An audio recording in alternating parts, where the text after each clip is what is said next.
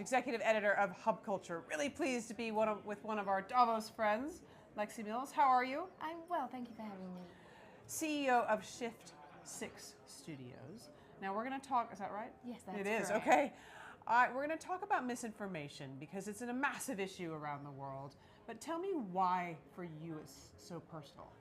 So from a very young age, I was living in Britain and moved to South Africa just as apartheid was abolished, and we were rewriting history. And we often think of rewriting history as bad, but from my experience as a child, we were correcting history. And it happened year after year as it got more and more accurate. But I learned that truth isn't an absolute, it's a perspective. And so I saved all my textbooks and got really passionate about it. And now I ended up working in media, and initially that's press, making sure stories are accurate, getting them to the right people. But now those stories are being indexed in LLM training data, which means they're going to be indelible. As that training data becomes solidified, those truths or mistruths will proliferate over time and they'll be hard to remove. So who you are, what you do, what you stand for has to be something that's deeply considered and not just delivered from a human-to-human perspective, but we need to be talking to the machines to make sure truth is sustained, because truth seems to travel a lot slower than misinformation. Talk a little bit about how insidious misinformation is, and give me an example of something that has surprised you. So we have an example today, actually, of one of the delegates coming in, and there's a rumor going around saying they're going to cut mobile signal. Now, Here at Davos, because Trump's coming, there's this rumor going around that mobile signal is going to go out. For 4 hours is the figure I keep hearing. But realistically, that's unlikely to happen. But the sort of confusion and panic that could cause is one thing, and also the distortion of what one person gets for safety and what another person gets for safety is also being presented there. And now we have people who are making backup plans, using unnecessary energy, time, and it becomes something that then, if it spreads, we might find other delegates requesting such things. And then we take something that was an untruth that will then start to spiral and become a truth. So what can we do about it? What can we as consumers, as people within the news, what agency do we have to change things? I think we have to be critical.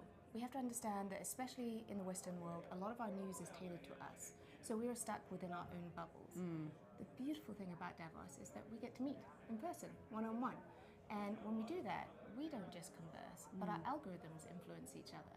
So the importance of human meetings are actually just as important for the digital world as they are the real world.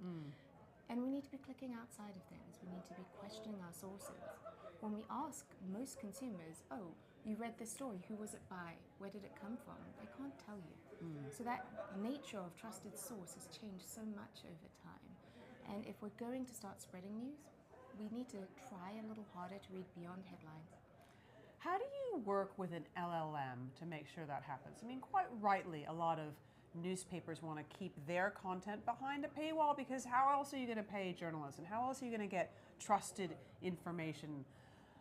But the LLMs sometimes scrape. They're getting sued for that, for the right reasons. So talk to me about how you can work positively with these large language models in order to get more truth, more accurate, more up-to-date news. So one of the interesting things is they actually look for 1 or 2 or even 3-point verification.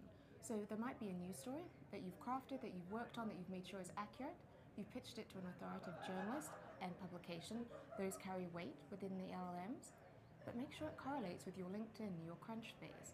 Give what you would normally do for a journalist several ways to verify it, but also give the technology several ways to verify it. Interesting. Okay, what are you most excited about in terms of the coming year? The worries about misinformation. What gives you hope? I think I'm quite excited for the fact that the conversation is starting to lilt a little bit more positive. If we don't think positively, we won't identify positive things, then we can't nurture them, we can't grow them. And one thing I noticed from panel discussions today was that with a little bit of coaxing, we can find some of the world's best experts finding opportunities to be positive. And one of the areas I think we'll find is in microtransactions. Instead of paying for a subscription to a publication that might feel quite weighty, especially depending on your economic circumstance, we might be able to micro-pay for content, which means we're going to be reading more long form, but pay-as-you-go type models. And I think as we start to do that, we are able to back up journalism financially, but we're also able to talk more deeply about the subject matters, because we're not just reading the headline in the top paragraph that is allowed from behind the paywall.